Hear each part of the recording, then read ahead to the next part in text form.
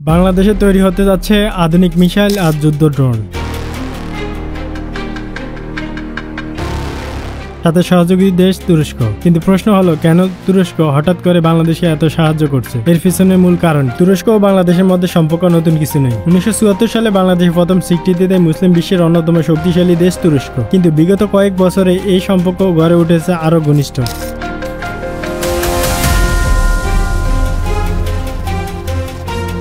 বিশেষ করে প্রতিরক্ষা খাতে 2023 সালে দুই দেশের মধ্যে একটি বড় প্রতিরক্ষা চুক্তি স্বাক্ষরিত হয়, যার আওতায় বাংলাদেশকে ড্রোন, রাডার ও ক্ষেপণাস্ত্র প্রযুক্তি দিতে আগ্রহ দেখায় তুরস্ক।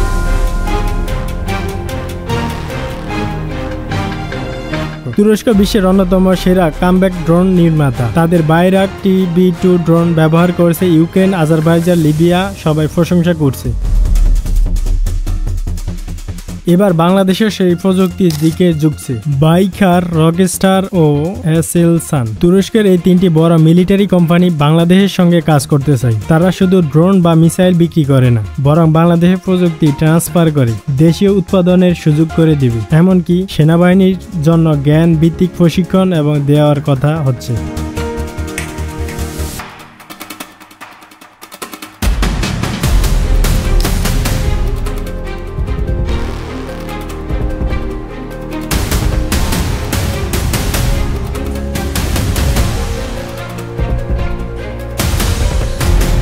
তাহলে প্রশ্ন আসে, তুরস্কের লাভটা কোথায়? তাদের প্রথম লক্ষ্য প্রতিরক্ষা শিল্প রপ্তানি বাড়ানো। তুরস্ক এখনো বিশ্বের ডিফেন্স রপ্তানির অন্যতম দ্রুত বর্ধমানশীল দেশ। বাংলাদেশের মতো দেশের সঙ্গে কাজ করা মানে নতুন বাজার সৃষ্টি হওয়া। দ্বিতীয়ত, তুরস্ক চায় মুসলিম বিশ্বের নেতৃত্ব দিতে। বাংলাদেশের মতো বৃহত্তম মুসলিম দেশের সঙ্গে ঘনিষ্ঠ সম্পর্ক করা তুরস্কের কৌশলগত জয়। বাংলাদেশেও বসে নেই।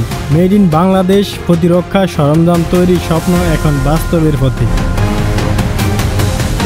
সরকার চাই আগামী 10 বছরে দেশের সেনা, নৌবাহিনী এবং সেনাবাহিনীর একটি বড় অংশ দেশেই তৈরি অস্ত্রে সজ্জিত হয়। তুরস্কের মতো দেশের সহযোগিতায় মানে দ্রুত উন্নত প্রযুক্তি হাতে পাওয়া এবং নিজস্ব প্রতিরক্ষার সক্ষমতা গড়ে তোলা। এছাড়া ড্রোন শুধু যুদ্ধক্ষেত্রে নয়, ব্যবহৃত হবে নজরদারি, দুর্যোগ মোকাবেলায় ও সীমান্ত নিরাপত্তায়। তুরস্ক ও বাংলাদেশের এই প্রতিরক্ষা সহযোগিতা আসলে শুধুমাত্র অস্ত্র বিক্রির সম্পর্ক নয়, এটা ভবিষ্যতের দিকে এগিয়ে যাওয়ার একটি কৌশল, যেখানে দুই দেশে লাভবান হবে। ড্রোন, মিসাইল, প্রযুক্তি হস্তান্তর সব মিলিয়ে নতুন এক যুগে প্রবেশ করতে চলছে বাংলাদেশ। ভিডিও ভালো লাগলে অবশ্যই সাবস্ক্রাইব করুন, আর যদি সাবস্ক্রাইব না করেন তাহলে অবশ্যই কমেন্ট করুন, আর যদি কমেন্টও না করেন তাহলে অবশ্যই একটা লাইক করুন, কেননা আপনার এই লাইকে আমাদেরকে উৎসাহ করবে পরবর্তী ভিডিও তৈরি করতে।